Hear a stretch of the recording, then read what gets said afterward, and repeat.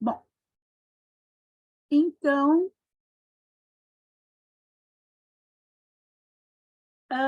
vocês estão agora começando, né, a, a observar a tela inicial, e, a partir de agora, eu vou começar, então, a apresentar para vocês reflexões, as minhas reflexões sobre o que é ou como se pesquisa e se interpreta em experiências, ok? Então, partindo desse tema, né, quando a gente vê esse título, acho que a primeira dúvida ou o primeiro questionamento surge a partir do que é experiência. Experiência é um construto que, se nós formos olhar para a literatura, ele vai ter uma série de conceitos, desde o conceito do senso comum até conceitos teóricos. Na minha visão, ou nesta apresentação que eu compartilho com vocês, nós entendemos o meu grupo de pesquisa, né, já que o que eu estou apresentando para vocês corresponde ao referencial teórico também, teórico-metodológico, que uso no grupo de pesquisa. Tá? Nós partimos do princípio de que experiência é tudo aquilo que se vive. É isso que se apreende da teoria ou do material, da discussão de experiência que Dewey nos traz, que John Dewey nos traz. Então, experiência é tudo aquilo que nós podemos viver. Como que eu posso entender isso, né? Essa experiência, se é tudo que eu posso viver, eu também posso chamá-la de vivência. E essa vivência pode ser entendida de duas formas. Eu tenho a experiência ou a vivência que eu mesma experimento, que é a minha experiência vivida, é aquilo que eu sinto na pele, é aquilo pelo qual eu passo, é aquilo que me acontece. Por exemplo, vocês têm aí nessa imagem, né, o que pode me acontecer, esse é um exemplo, e eu tenho a experiência que eu não vivo diretamente, mas é a experiência que eu posso entender ou eu posso tentar captar o sentido por meio da vivência de outras pessoas. Então, essa é uma experiência vicária, é aquela que eu tomo contato, que eu começo a entender a partir da observação. Então, essa experiência, essa vivência, ela pode ser, ela tem algumas características que são muito importantes para nós nessa linha de pesquisa e interpretação. Em primeiro lugar, toda experiência é única. Eu não vivo a mesma experiência mais de uma vez. Se eu for pensar numa experiência, por exemplo, de fazer um exame, né? Eu faço um exame numa determinada data, num determinado momento. Se eu for fazer um outro exame, eu não estou vivendo a mesma experiência, mesmo que seja o mesmo tipo de exame, né? Mas eu estou vivendo uma outra experiência da vivência daquela experiência do exame. Então, toda experiência é única, ela não se repete, mas eu posso viver várias vezes uma experiência de um determinado tipo. Toda experiência revela qualidades. Podem ser boas, podem ser más, podem ser médias, mas toda experiência é passível de uma qualificação. Toda experiência, então, é interpretável e reinterpretável.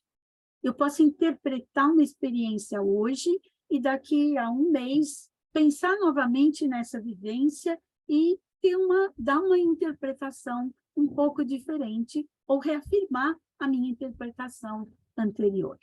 Então, toda experiência pode ser interpretada. E as experiências aí, usando o referencial de Dewey, as experiências podem ser educativas e podem ser não educativas.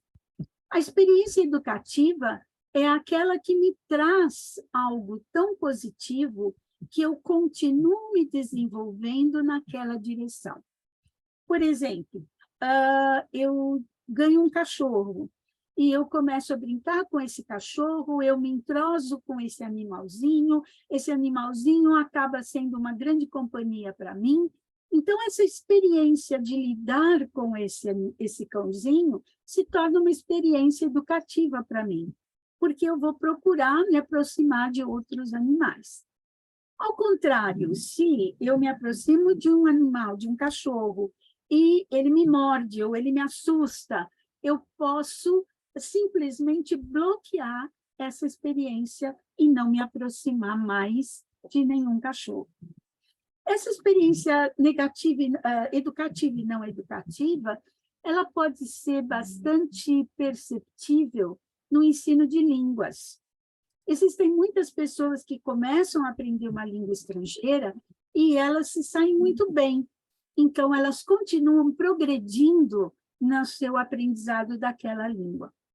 Ao contrário, outras pessoas, quando começam a aprender, acabam tendo experiências não tão positivas. Então, é alguém que diz, não, você falou errado. Não, não fala porque você vai errar. Então, essa pessoa acaba bloqueando o seu desenvolvimento nessa direção, né? Então, esta experiência se torna uma experiência não educativa, é uma vivência não educativa. Bom, toda experiência pode ser entendida, então, como um fenômeno. Aí, eu já tentei conceituar a experiência, então eu preciso conceituar fenômeno, né? Também há várias explicações para isso. Se a gente for verificar os vários conceitos que existem aí na literatura, eu posso encontrar que fenômeno, por exemplo, é qualquer acontecimento passível de observação. Essa é uma possibilidade. Eu posso ver também que fenômeno é apresentado como aquilo que impressiona e que pode ser observado. Eu posso também encontrar uma outra definição que diz que fenômeno é o que de imediato se mostra à consciência pela sensibilidade, sem qualquer elaboração mental. Ou eu posso pegar o conceito de um filósofo, né, de Russell, que diz que o fenômeno designa a forma como algo surge ou se manifesta para algum indivíduo. Portanto, o fenômeno é o que aparece para o indivíduo, é aquilo que ele percebe. Então, nesse sentido, eu posso entender que experiência seja um fenômeno. Mas eu tenho fenômenos de diversas naturezas. E o que interessa para nós, nessa nossa fala, é entendermos o fenômeno da experiência humana. Entender a experiência humana como um fenômeno que pode ser observado, investigado, interpretado. E é por aí que nós vamos. Tá? Então, por que é importante a gente pensar em fenômenos da experiência humana? Por que é importante eu pensar em investigar, em descrever e interpretar fenômenos da experiência humana? É importante isso para mim, porque se eu investigo, descrevo e interpreto fenômenos da experiência humana, eu posso chegar à compreensão da essência desse fenômeno. Isto é, qual é o cerne deste fenômeno? Quais são os construtos que estão na essência dele, na sua natureza mais essencial? Qual é a natureza desse fenômeno?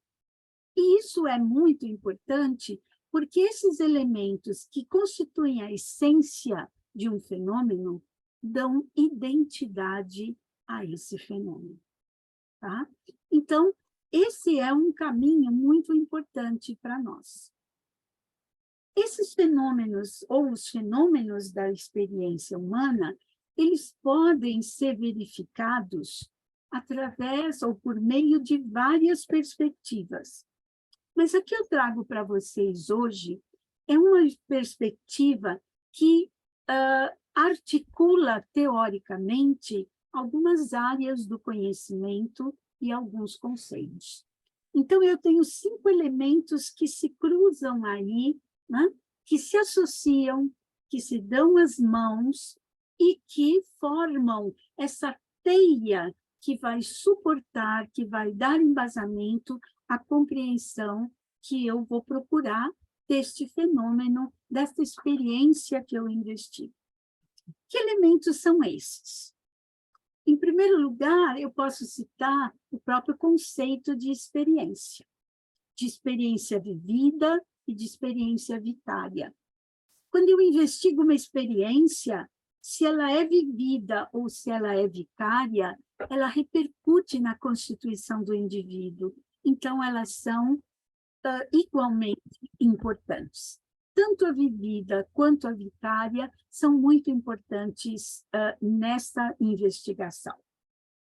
Eu vou trazer também, como um suporte teórico, a um respaldo filosófico que vem da hermenêutica. Eu vou trazer mais uma área, que é a fenomenologia. A fenomenologia estuda fenômenos, mas a hermenêutica estuda a interpretação. Então, eu tenho uma associação que já começa a se formar aqui.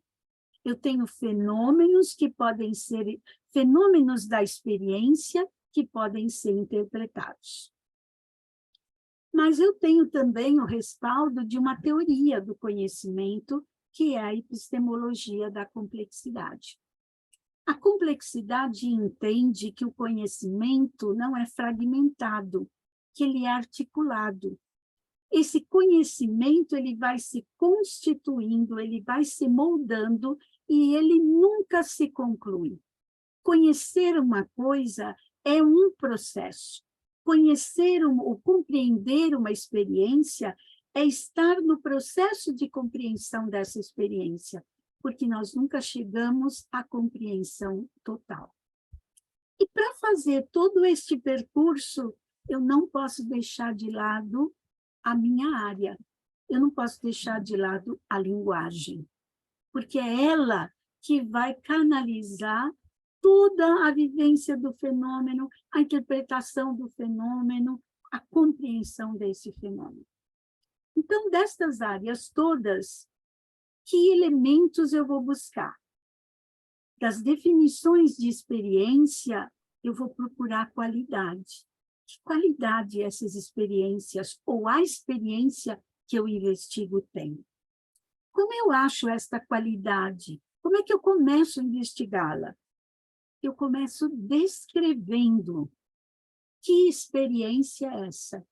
Quem vive essa experiência pode dizer o quê? Pode descrevê-la como? E essa descrição é uma descrição textual, porque é através do texto que captura essa experiência que eu vou poder interpretá-la e reinterpretá-la, certo? E interpretando e reinterpretando, eu percebo que eu nunca, na verdade, estou investigando o fenômeno como um todo, porque o fenômeno continua sendo vivido. Na verdade, nós investigamos manifestações de um determinado fenômeno, procurando compreendê-lo. A cada manifestação que eu for investigando, eu vou compreendendo um pouquinho mais desse fenômeno. E o caminho todo se dá pela linguagem. Então, a linguagem, ela me permite registrar a experiência, descrever a experiência, interpretar a experiência e divulgar a minha interpretação. Então, se eu olhar para essa figura, eu trago aqui aqueles autores que são eu não vou dizer que são só eles que respaldam essa nossa visão, mas esses são os mais importantes, que a gente diria como fundamentais. Então, a noção de experiência, ela é baseada em Dewey, a fenomenologia, fundamentalmente em Heidegger e Van Manen, a hermenêutica em Ricoeur e Gadamer, ou Gadamer, né? Por favor, eu vou pedir que fechem os microfones. Vou pedir a todos que fechem os microfones. Então, a hermenêutica, eu me baseio fundamentalmente em Dewey e em Gadamer. A complexidade, eu me refiro, ou eu me baseio em Morin, Edgar Morin e Nicolescu, principalmente a outros autores também.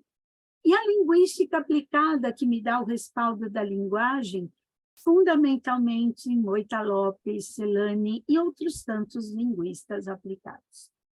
Então, na hora que eu vejo essa articulação, eu tenho uma junção de áreas. Eu tenho a experiência que vem da área da educação, da filosofia da educação. Eu tenho a fenomenologia e a hermenêutica, que vem da filosofia. Eu tenho a linguística, né? Nesse caso, muito mais calcada nas noções de linguística aplicada, mas eu posso usar também linguística num sentido mais amplo. E a complexidade, que é a teoria do conhecimento, que me ajuda a articular esses construtos, entendendo que eu nunca vou compreender o todo do fenômeno, mas que cada vez eu vou compreendê-lo um pouquinho melhor. Todas estas áreas estão articuladas. Todas estas áreas estão interligadas. Elas formam uma teia, e esta teia fornece elementos para que eu, então, investigue o fenômeno da experiência humana e chegue a conclusões e consiga compreendê-lo um pouquinho melhor.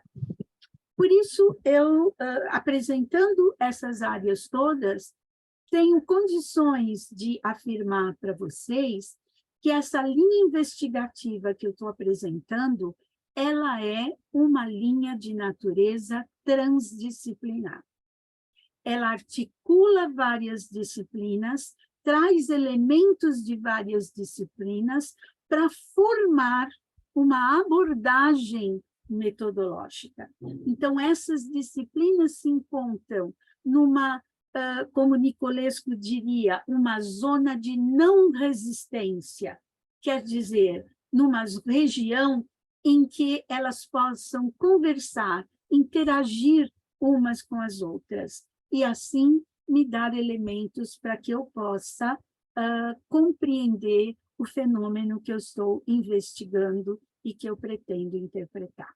Então, trata-se de uma linha, uma orientação metodológica de natureza transdisciplinar e complexa.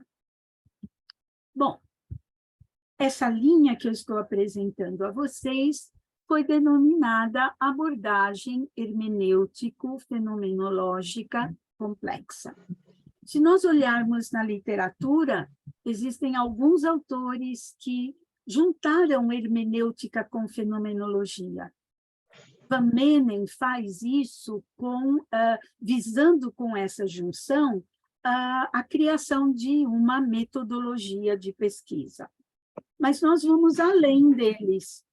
Nós temos uma visão muito mais ampliada do que a que eles propuseram e articulamos essa conexão filosófica entre hermenêutica e fenomenologia com as questões da linguagem e com a complexidade.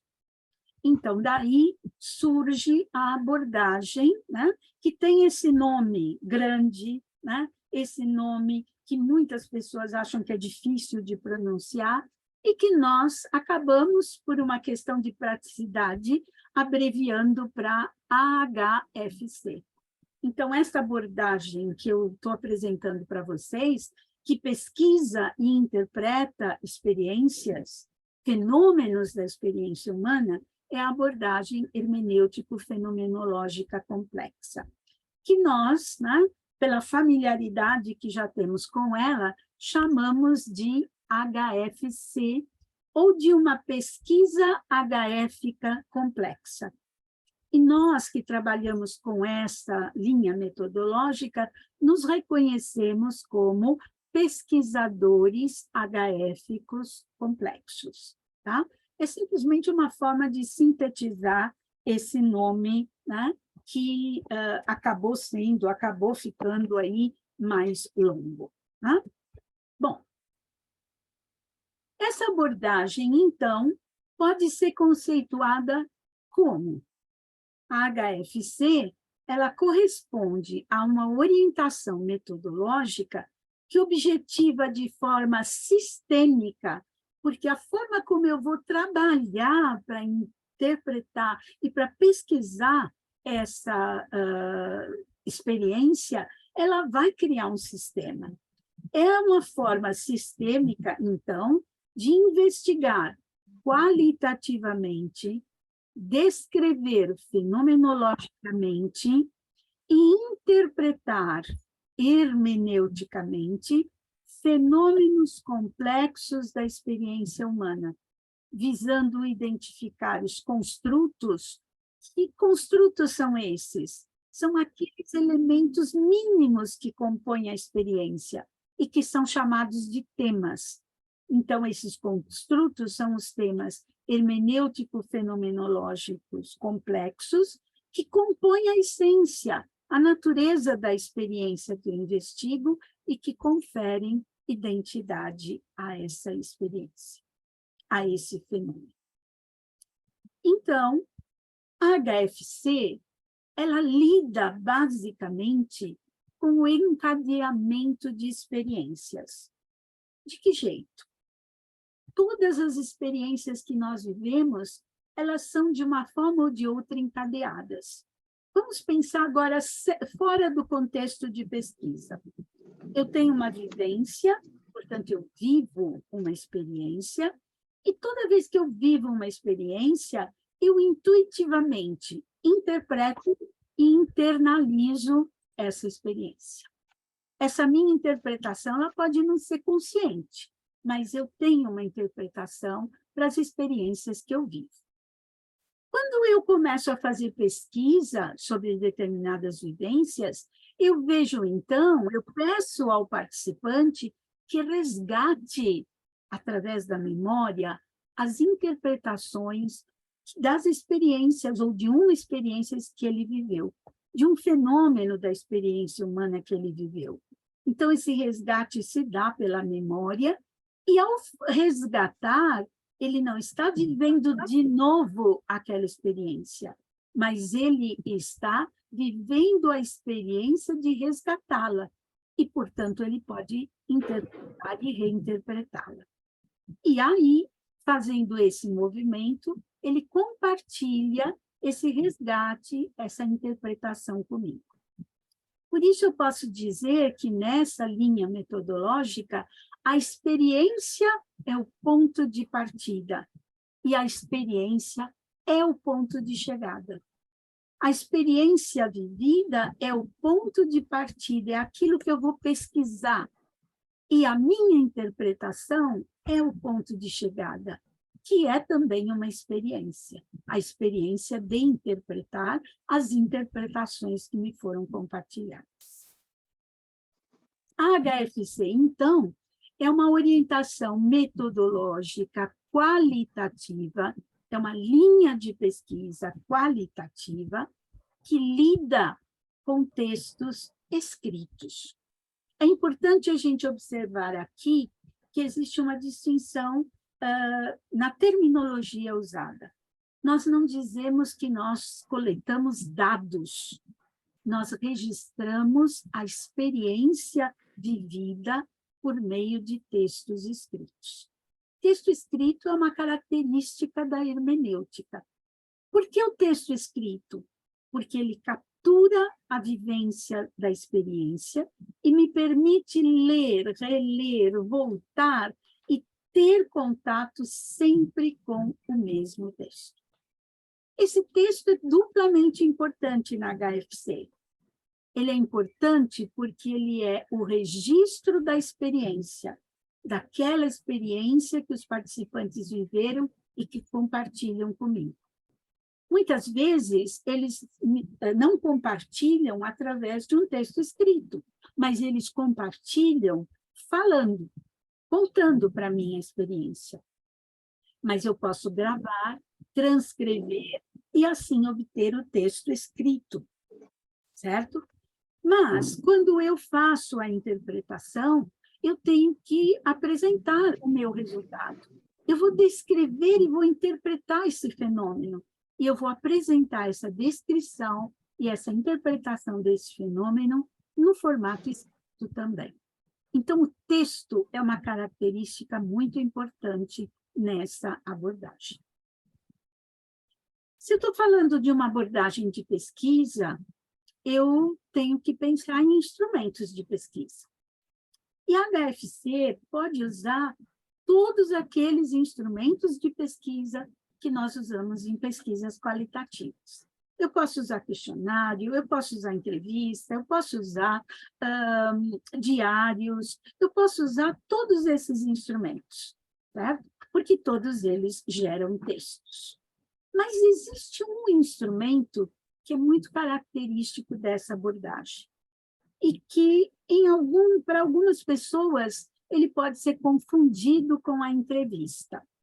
Então, aqui eu vou caracterizar especialmente a entrevista. Não estou dizendo que a entrevista é o único meio, ou que a entrevista não possa ser usada na HFC. Posso usar a entrevista também. A mesma recomendação das outras pesquisas qualitativas, que eu não use um único instrumento e que eu use instrumentos em momentos variados da pesquisa. A entrevista se caracteriza por quê? Por que momento?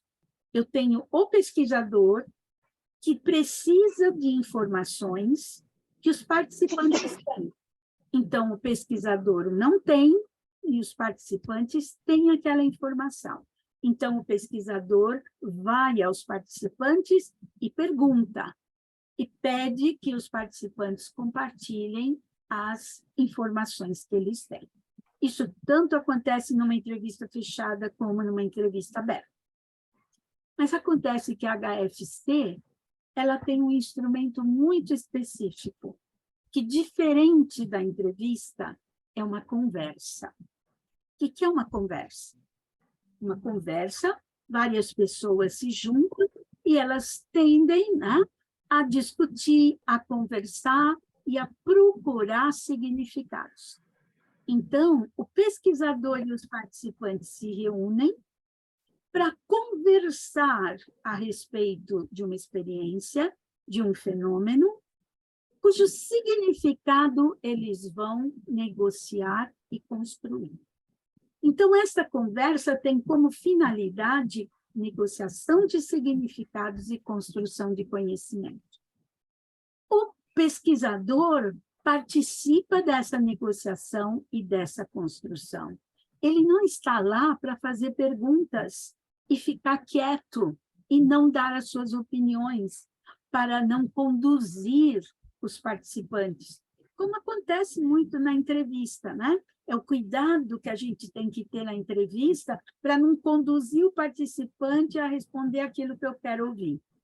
A conversa hermenêutica é uma conversa, troca. E nesta troca vai havendo a negociação de significados e o entendimento daquela experiência vai sendo construído colaborativamente.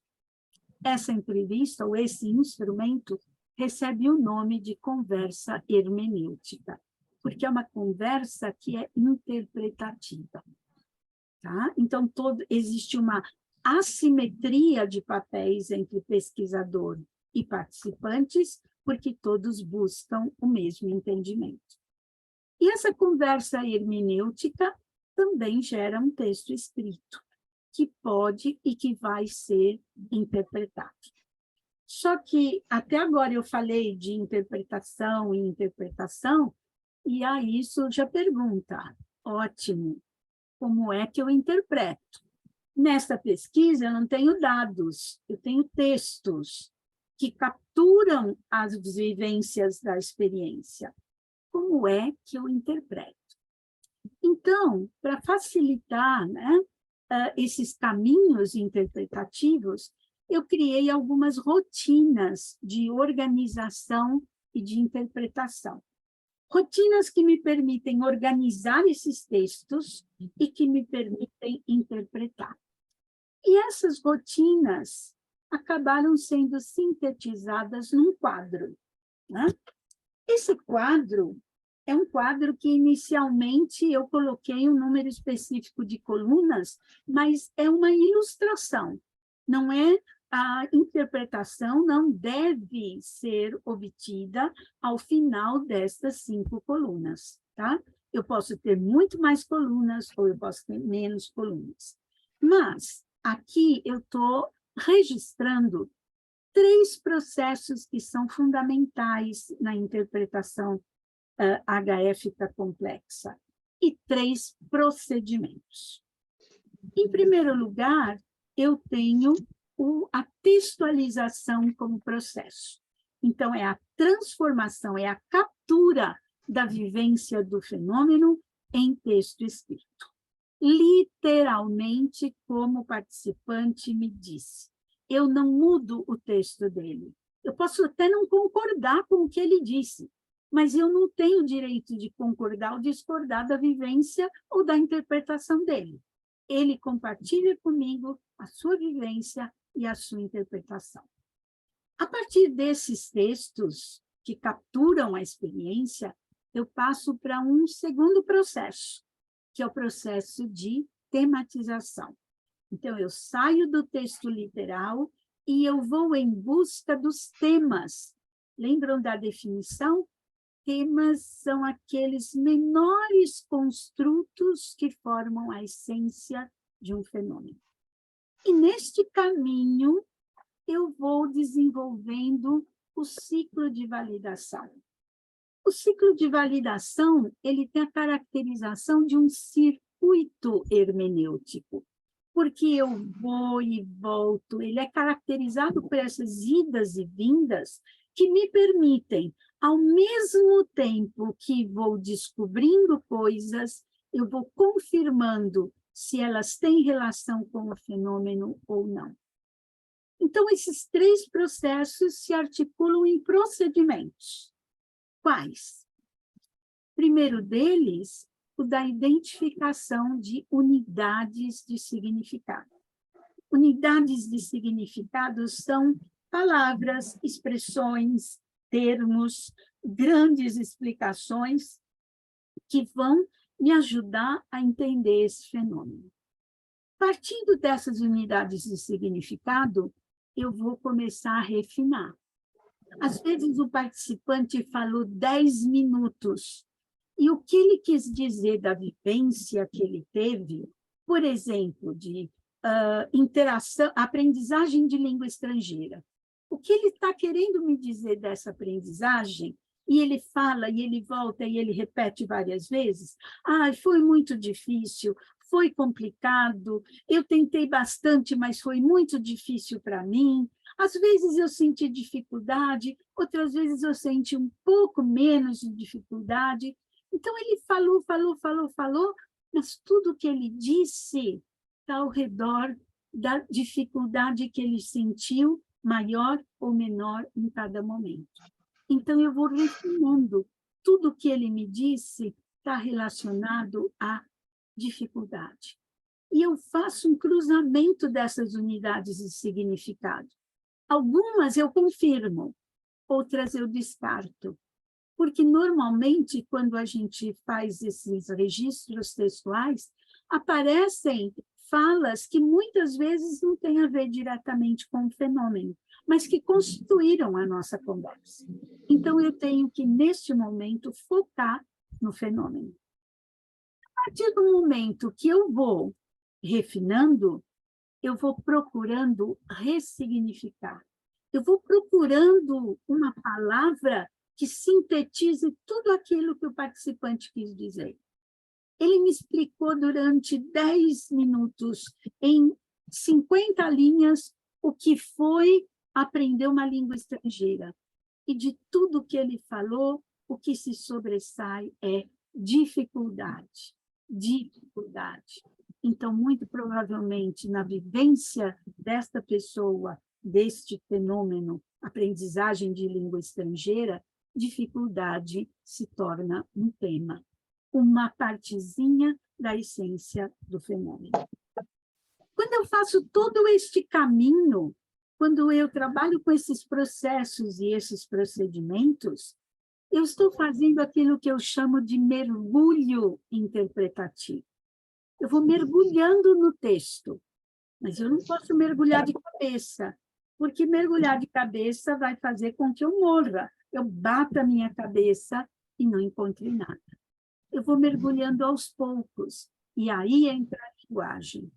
Eu vou mergulhando naquilo que ele disse, na procura daquilo que ele quis dizer e dos significados que ele disse e do que ele quis dizer. Então, esse mergulho interpretativo, ele me leva do texto aos temas, dos textos que registraram a vivência do fenômeno, aos temas que me mostram a essência desse fenômeno. Ou seja, eles me levam da aparência à essência. Por isso, essa fase do mergulho é muito importante e é muito envolvente. A gente começa a ler e reler esses textos e a gente percebe que a cada leitura a gente vai entrando um pouquinho mais nas entrelinhas. Então, vamos esmiuçar esse quadro. Então, a textualização se refere à transcrição literal desses textos que capturam as experiências e as informações que os participantes nos dão. E eu passo para a tematização. Então, eu vou fazendo as primeiras leituras desses textos, identificando essas unidades de significado e vou anotando essas unidades de significado. Primeiro, eu vou identificando aquelas que são mais claramente perceptíveis. Em outras palavras, aquelas que estão na cara, né? Que logo saltam aos olhos. E eu vou cruzando, eu vou vendo o que elas têm de semelhante, o que elas têm de diferente. Elas não precisam ter nada de semelhante, elas não precisam ser todas diferentes. Eu tenho que ter a sensibilidade de ouvir o que o texto me fala. Né? Van Menen fala isso, é preciso ser sensível ao que o texto diz. E eu só posso ter essa sensibilidade através de leituras e releituras. Então, eu coloco lá todas as unidades de significado que eu achei. Não vou me preocupar com quantas nesse primeiro momento. Eu vou registrar essas unidades. E aí, eu começo com um outro procedimento, que é a ressignificação. Eu vou fazendo releituras, eu vou questionando a relevância daquelas unidades que eu já havia notado, eu vou vendo que algumas delas não têm muito a ver, eu descarto, mas eu posso ver que algumas eu não coloquei e eu posso acrescentar, então eu vou refinando ainda mais e eu vou ressignificando. Qual é a importância da gente fazer isso neste quadro? Esse quadro deixa visível para nós, o tempo todo, o texto literal que o participante nos deu. E, dessa forma, eu posso voltar sempre ao que ele falou e não me deixar levar pela minha subjetividade. Ou, quando eu já vivi o fenômeno que eu investigo, eu tenho uma tendência de colocar os meus significados logo, né? Eu tenho que prestar atenção nos significados que os participantes têm. E eu vou fazendo esse processamento de refinamento e ressignificação quantas vezes for necessário. Cruzando essas unidades, estabelecendo aí a pertinência delas, umas vão parecer mais importantes do que as outras, sem problema. Eu vou nesse caminho até que essa ressignificação me permita chegar a um substantivo. Eu vou fazendo novas releituras, eu vou fazendo maior refinamento, eu vou confirmando ou descartando unidades de significado, eu vou articulando estas unidades e eu vou fazendo abstrações e preciso chegar a um substantivo. Esse substantivo será o tema. Por que substantivo? Em primeiro lugar, porque substantivo nomeia algo. Eu estou procurando aquele construto que está na essência do fenômeno. Portanto, ele tem que ter uma nomeação. Ele não pode ser um adjetivo. O adjetivo dá qualidade. E é qualidade de quê? Então, eu preciso do substantivo. Esse substantivo, ele é uno, é uma palavrinha. Por exemplo, dificuldade, foi aquele exemplo que eu dei antes, né? Mas essa dificuldade significa dificuldade de ler, dificuldade de escrever. Essa dificuldade pode ter várias nuances, tá? Mas a noção geral é dificuldade. E assim eu chego ao tema, né? E depois eu vou verificando pela relação linguística, né, dos significados, o que é mais importante que pode ser identificado como tema, subtema, subtema, que a gente vai ver daqui a pouquinho. Se eu for fazer um mapeamento do trabalho do pesquisador, na hora que ele está seguindo essas rotinas, né, essas rotinas, elas indicam o caminho, mas lembrem-se de que o caminho eu faço enquanto estou caminhando. Então, vamos mapear esse caminho, tá? Então, é como se eu saísse da textualização, eu vou seguindo, eu vou refinando, ressignificando, chego ao tema, mas quando eu cheguei ao tema, eu tenho que voltar e eu tenho que ver se isso que eu estou fazendo não extrapolou completamente aquilo que me foi confiado, ou aquilo que me foi ilustrado. Tá?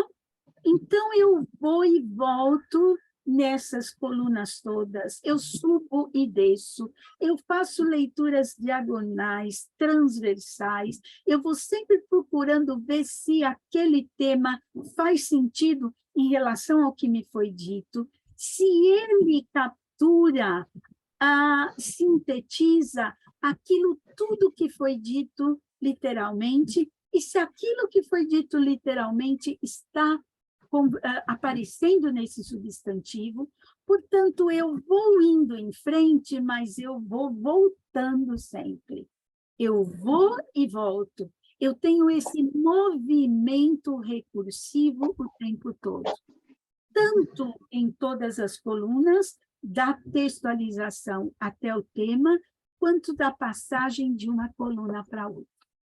Então, eu percebo que, olhem, o meu trabalho é um trabalho sistêmico.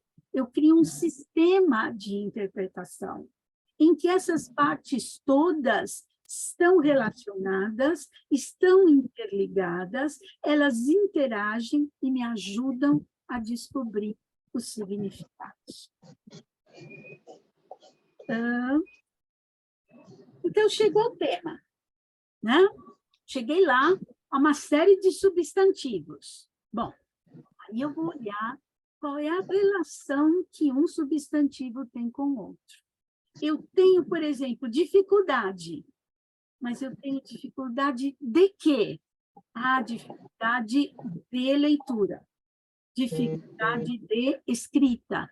Então, leitura e escrita estão num nível um pouquinho inferior da dificuldade. Então, isso significa que esse tema pode se desmembrar em subtemas. Não existe um número certo. Eu posso ter um subtema só, eu posso ter 20 subtemas. Eu preciso escutar o que os textos me dizem para poder identificar quantos compõem essa tese. O mesmo caminho, né, de relação que eu fiz, de relação de significados entre o tema e o subtema, eu posso continuar fazendo. E eu verifico que há subtemas que têm uma subdivisão. Eles se subdividem em subtemas. E há subtemas que não têm divisão nenhuma. Eles já dão, já sintetizam aquilo que foi dito. Ainda assim, eu posso ir lá pesquisar o subtema e verificar que ele ainda tem um possível desmembramento. E aí eu chego num subtema. Então, eu percebo que agora eu encontrei uma estrutura que me indica o que é esse tema. Mas existe uma rede de significados que liga tudo. O tema está ligado ao subtema, que está ligado ao subtema, que está ligado ao subtema, e assim sucessivamente. Eu diria que esta é a família do tema, né? O tema e todos os seus descendentes. Mas, na hora que eu investigo o fenômeno, eu percebo que eu não vou achar um tema só. Porque se eu achar um tema só, esse tema é o fenômeno. E eu vou achar mais de um tema. Eu posso achar 2, 3, 20, não sei quantos, né? Mas, na hora que eu for juntando todos esses temas, eu vou perceber que todos eles estão ligados ao fenômeno. Isso, todos eles estão ligados entre si. Então, aquela rede de significados que existe articulando um tema, existe também uma rede de significados que articula todos os temas. E aí eu tenho um mapeamento, eu tenho uma representação gráfica da essência do fenômeno. Tá? Então, esse caminho todo permite que eu vá lidando com a ordem e com a desordem que naturalmente surgem no processo de interpretação. Nenhum processo de interpretação é linear, é tranquilo, ele é absolutamente ordenado. Ele tem seus momentos caóticos, faz parte, né? E aí eu vou lidando com essas questões e eu vou lidar com elas, mas eu não vou eliminar a desordem que vai existir. Para ficar mais claro ainda, vamos pegar um exemplo concreto. Eu vou trazer para vocês um exemplo de uma pesquisa que foi feita por Silva e foi defendida em 2019, em que ela pesquisou a construção de saberes de professores de língua portuguesa e de linguística num curso de licenciatura em letras. Esse era o fenômeno. Como é que professores de português e de linguística, professores de um curso de letras, constroem significados, constroem o seu conhecimento? Ela coletou os textos da experiência, ela passou por todo esse processo, né, por essas rotinas, e ela chegou a essa conclusão, de que essa construção de conhecimento passa por uma busca, por um planejamento, por interação e por experiência. Esses são os grandes temas. Mas o que isso quer dizer? Essa construção de saberes passa por uma busca de formação e uma busca de transformação. Transformação desses professores como indivíduos e transformação deles que é a transformação que eles promovem e que repercute na sociedade. Essa construção de conhecimento passa por um planejamento de aulas que dá conta da imprevisibilidade e do dinamismo da vida. Esse planejamento dá conta de situações do indivíduo, de cada indivíduo, e situações que vêm das instituições onde eles estão trabalhando. Esse planejamento passa pela participação de estratégias e de recursividade, de idas e vindas. Esse planejamento passa por uma adaptação do perfil de cada um deles.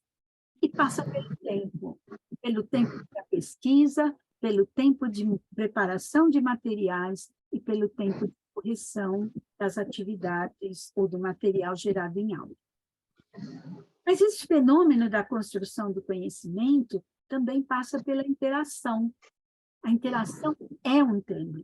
O que é interação? A interação se manifesta no diálogo entre relações. Ela se manifesta numa reflexão sobre o conhecimento. E essa interação se manifesta em ação também dos professores. E essa construção de saberes passa por uma experiência. Experiência é um construto essencial. Experiência de vida com os seus conflitos, experiência de aprendizagem e experiência de amadurecimento, que provoca mudanças de comportamento.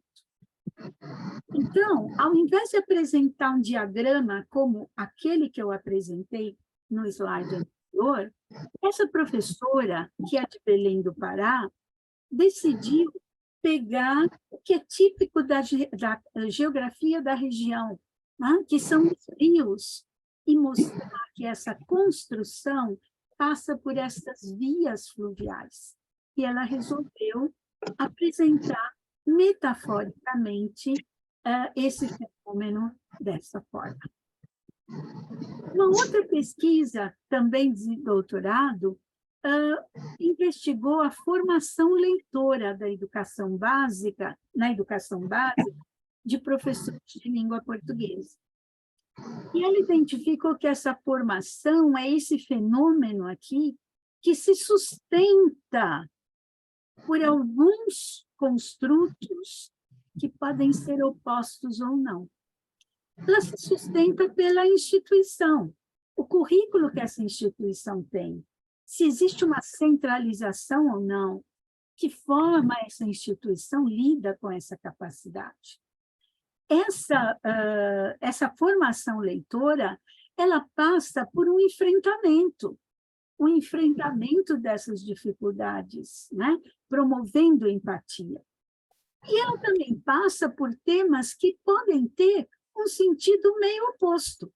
Como é que a formação leitora ela passa por incentivo e dificuldade? Olhem que o sentido parece ser meio contraditório, mas não tem problema. O mundo é cheio de contradições e os fenômenos são formados por ela. Então, existe dificuldade de acesso, dificuldade de valorização da leitura, mas também existe um incentivo da família, um incentivo que vem dos professores. Da mesma forma, eu tenho assim uma certa oposição entre materialidade e virtualidade.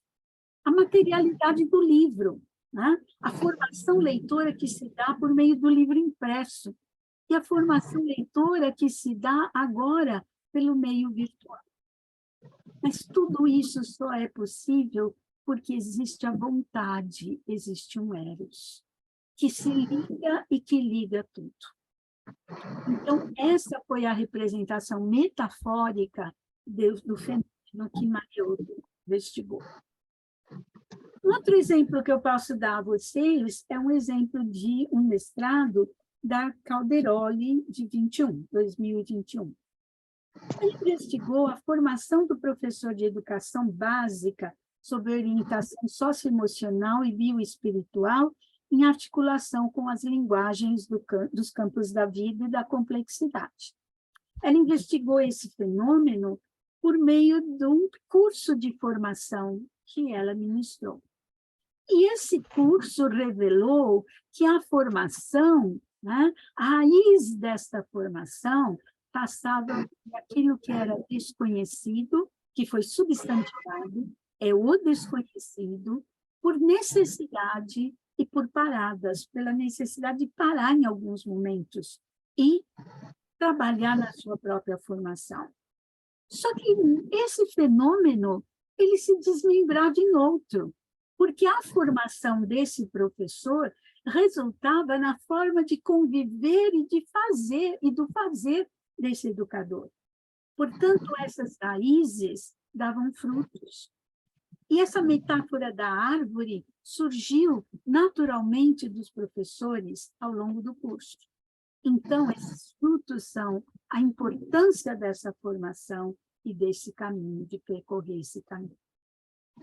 Então, percebam que, quando eu chego à representação do fenômeno, quando eu desmembro, quando eu descubro os temas ou as famílias temáticas que constituem o fenômeno, é muito importante eu fazer essa representação gráfica.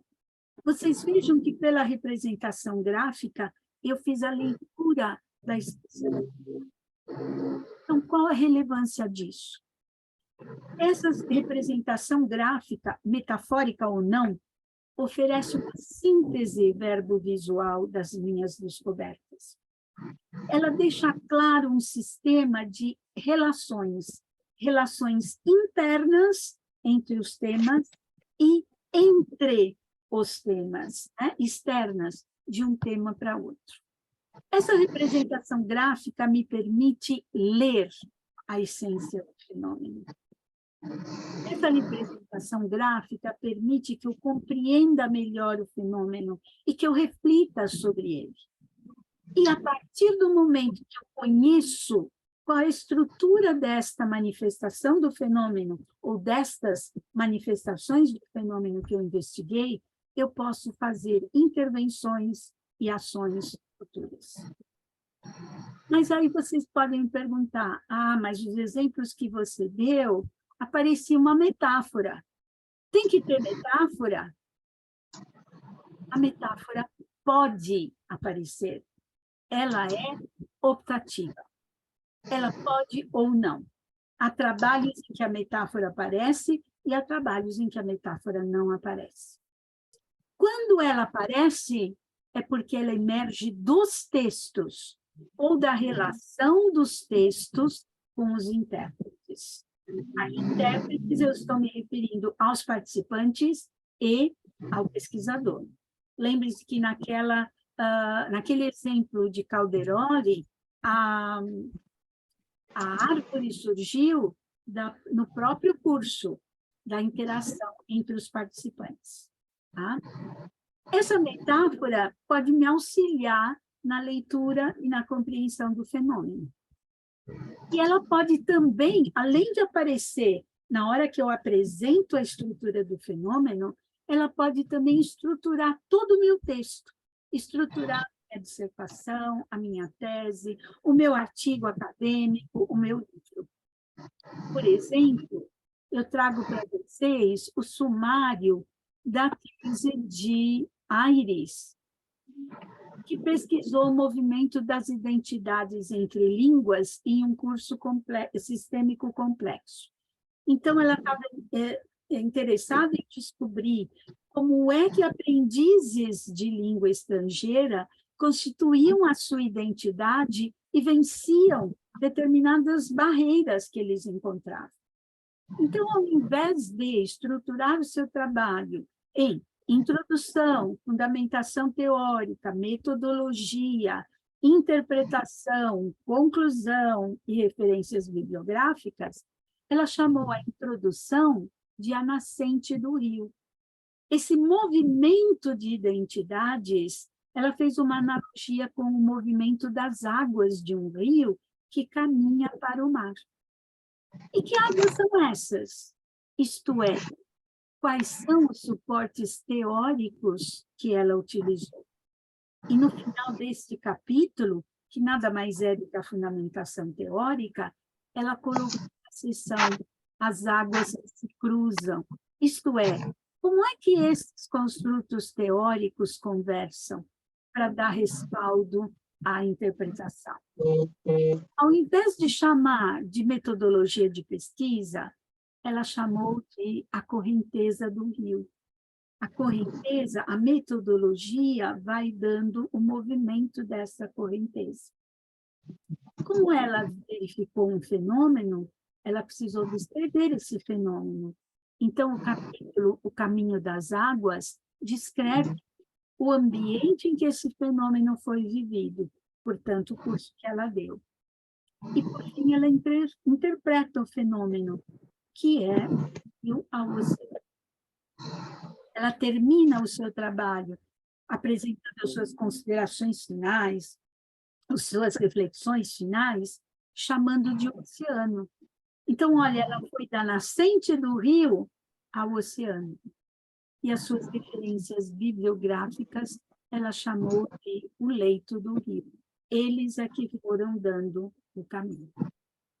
Então, vocês vejam que a metáfora, ela pode ser muito importante, mas ela não é essência.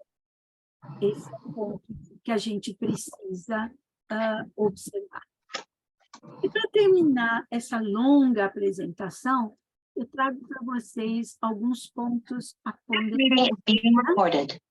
Em primeiro lugar, a gente precisa lembrar que essa mensagem, por favor, fechem os microfones, fechem os microfones.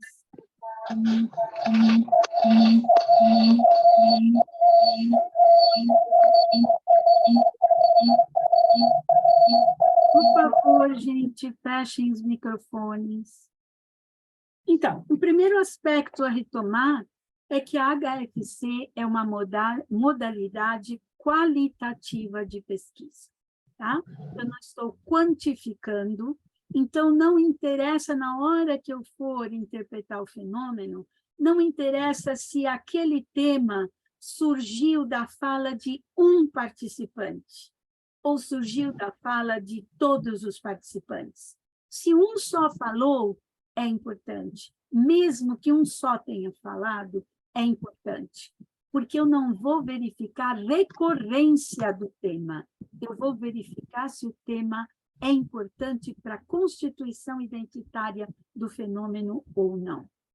Então, eu não vou levar em conta quantas vezes cada coisa foi dita. É uma abordagem transdisciplinar e complexa. Transdisciplinar porque ela emerge da articulação de várias disciplinas, né, que se articulam, que vão oferecendo elementos para que eu possa construir de forma compartilhada esse entendimento. Sabendo que eu estou lidando com a incompletude, eu não vou conseguir desvendar o fenômeno na íntegra, porque o fenômeno é vivo, ele está atuante e está sendo vivido por outras pessoas. Então, eu nunca vou ter o todo. É importante lembrar, como eu falei antes, que eu saio da interpretação e vou à interpretação. Eu saio da interpretação que o participante compartilhou comigo e eu vou à interpretação que eu atinjo naquele momento a respeito daquele fenômeno, tá? Essa interpretação também não é final. Muitas vezes eu interpreto um fenômeno, passa um tempo, eu volto para esse fenômeno e eu vejo mais coisas, porque o meu olhar é outro. O meu olhar é um olhar mais carregado de experiências, mais carregado de conhecimentos, portanto, é um olhar que pode ver mais do que eu vi naquele determinado momento. É uma abordagem que tem um foco muito importante na linguagem. A linguagem é o suporte, é a referência, é o caminho que me leva à descoberta. A linguagem é o canal, daí a relevância do texto escrito. É uma abordagem que tem um desenvolvimento não linear. Lembram daquele mapeamento de todo o movimento de interpretação? Aquilo não é linear, é sistêmico. é dialógico, porque eu lido com contradições, com opostos que se complementam no significado do fenômeno. É recursivo, porque eu vou e volto, e é o logomático, porque cada tema tem um pouquinho do fenômeno, assim como o fenômeno tem todos os temas. É uma abordagem que coloca pesquisador e participantes num papel menos simétrico, né? Diminui a simetria entre eles, porque eles se transformam em coautores dessas interpretações, da vivência dessas experiências. Por fim, uma das críticas, né, um dos aspectos que eu constantemente tenho ouvido é uma abordagem muito interessante, mas não é uma pesquisa crítica, não é uma pesquisa de intervenção. Não é mesmo. Nem todas as pesquisas têm que ser. Eu tenho pesquisas que têm um cunho crítico e eu tenho pesquisas que têm um cunho de intervenção. Nem todas as pesquisas têm que ter as duas coisas. Por que não tem? Porque eu entendo que a criticidade e a intervenção são movimentos que sucedem à identificação do fenômeno. Eu primeiro preciso saber o que é aquele fenômeno, o que é aquela experiência, qual é a natureza daquela experiência, para eu poder ter uma postura crítica em relação a ela e para eu poder pensar em intervenção. Como é que eu vou dar um curso, por exemplo, de formação de professores sem saber o que é que constitui a experiência de formar professores? Tá? Então, não tenho nada com pesquisa crítica contra a pesquisa crítica, não tenho nada contra a pesquisa de intervenção, mas afirmo que nem toda pesquisa tem que ser de natureza crítica e de natureza intervencionista.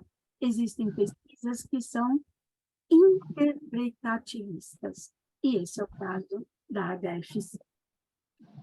E eu paro por aqui, com essa longa exposição, agradecendo a vocês pela paciência em me ouvir.